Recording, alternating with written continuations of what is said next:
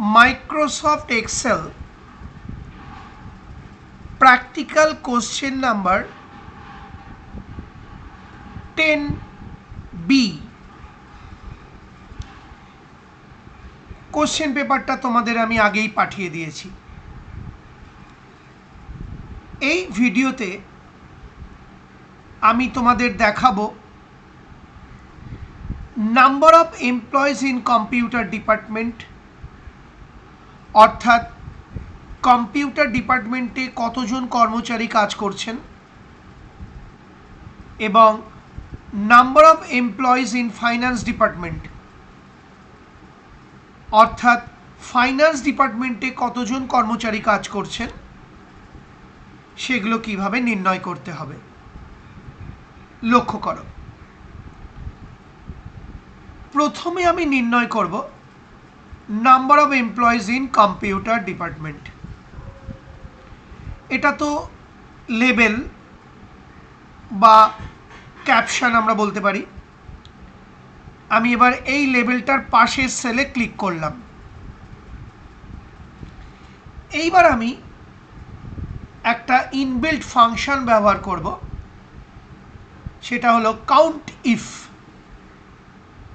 লক্ষ্য করো, count if কী করে ব্যবহার করতে হয় আমি আগেও দেখিয়ে দিয়েছি ভিডিওতে। এবার এটা লক্ষ্য করো, প্রথমে আমি টাইপ করলাম ইজ ইকুয়াল টু চিহ্ন, কারণ মাইক্রোসফট এক্সেলে কোনো ফর্মুলা বা ফাংশন লিখতে হলে আগে ইজ ইকুয়াল টু চিহ্ন টাইপ করে নিতে হয়, নয়তো কাজটি হয় না। এবার আমি টাইপ করছি কাউন্ট ইফ, অর্থাৎ ফাংশনের নামটা টাইপ করলাম, বানান যেন ভুল না হয় খেয়াল রেখো। এবার একটা ফার্স্ট ব্র্যাকেট স্টার্ট করলাম। এবার আমি লিখছি, দেখো E7 কোলন E14,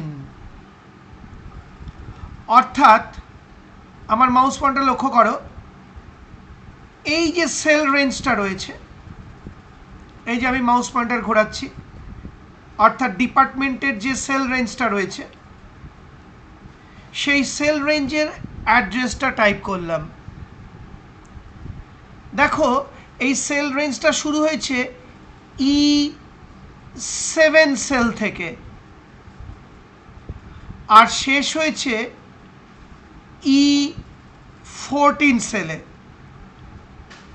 তাহলে আমি কি লিখেছি দেখো, E7 কোলন E14, অর্থাৎ E7 থেকে E14,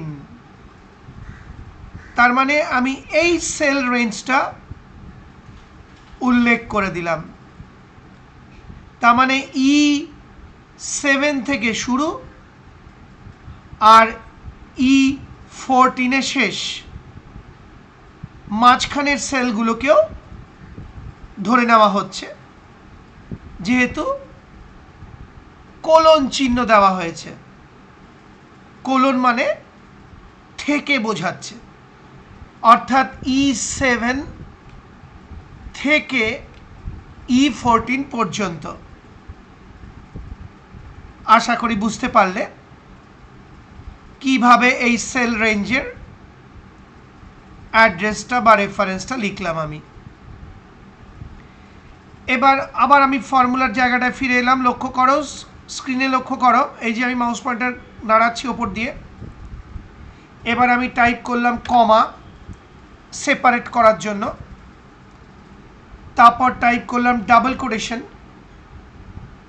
তারপর টাইপ করছি কম্পিউটার, লিখে ডাবল কোটেশন ক্লোজ করলাম। তার মানে এই কম্পিউটারটা হলো আমার ক্রাইটেরিয়া বা শর্ত। এবার আমি ফার্স্ট ব্র্যাকেটটা ক্লোজ করে দিলাম। এবার কাউন্টিভ ফাংশন কি করবে, ও E7 থেকে E14 পর্যন্ত যত সেল আছে তার মধ্যে গুনবে কম্পিউটার স্ট্রিংটি বা কম্পিউটার শব্দটি কতবার রয়েছে। আবার বলছি, কাউন্টিভ ফাংশন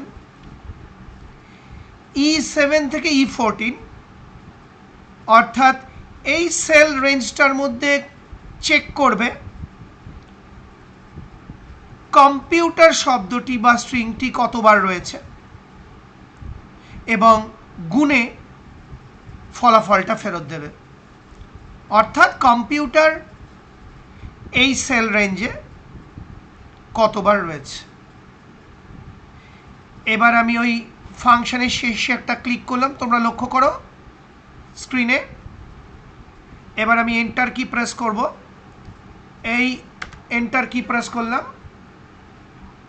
সঙ্গে সঙ্গে আমাকে উত্তর দেখালো 3।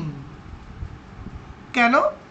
গুণে দেখো, এই সেল রেঞ্জটার মধ্যে অর্থাৎ ডিপার্টমেন্টের ভ্যালুগুলো যে সেল রেঞ্জে রয়েছে তাতে কম্পিউটার 3 বার রয়েছে, 1 2 3, অর্থাৎ 3 জন কর্মচারী কম্পিউটার ডিপার্টমেন্টে কর্মরত অর্থাৎ কাজ করছেন।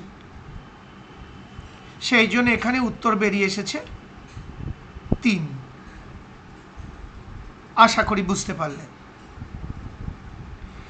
এবার আমি নির্ণয় করব number of employees in finance department, অর্থাৎ ফাইন্যান্স ডিপার্টমেন্টে কতজন কর্মচারী কাজ করছেন। আবার আমি এই যে লেবেলটা দেখতে পাচ্ছ, আমি মাউস পয়েন্টার ঘোরাচ্ছি ওর ওপর দিয়ে, এই যে লেবেলটা, ওর পাশের সেলে ক্লিক করলাম। আবার আমি টাইপ করছি ইজ ইকুয়াল টু, তারপর কাউন্টিভ ফাংশনের নামটা পুরো টাইপ করলাম, বানান যেন ভুল না হয়। ফার্স্ট ব্র্যাকেট স্টার্ট, টাইপ করলাম E7 কোলন E14, অর্থাৎ ডিপার্টমেন্টের ভ্যালুগুলো যে সেল রেঞ্জে রয়েছে সেই সেল রেঞ্জের অ্যাড্রেসটা টাইপ করলাম। E7 থেকে E14,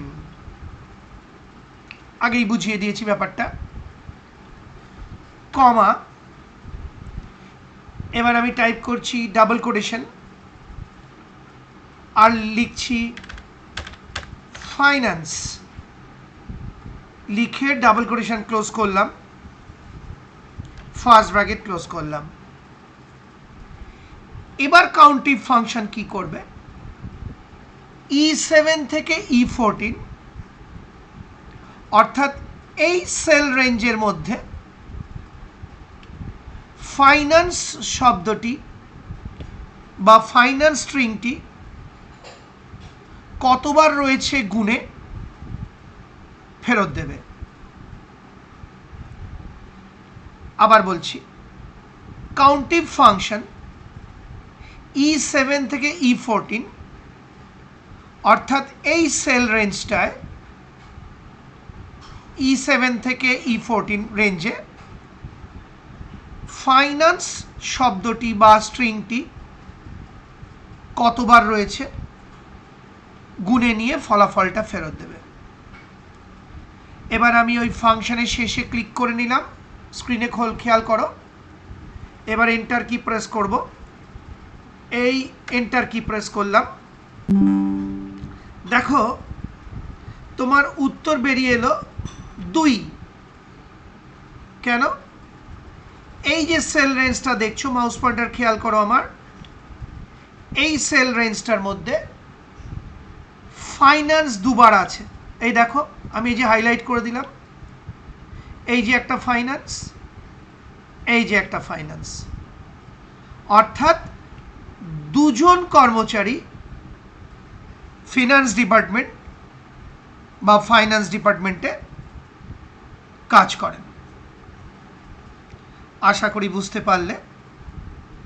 সেই সঙ্গে আমার এই ভিডিওটি অর্থাৎ প্র্যাকটিক্যাল কোশ্চেন 10 এর বি অংশটি দেখিয়ে এবং বুঝিয়ে ভিডিওটি শেষ হলো।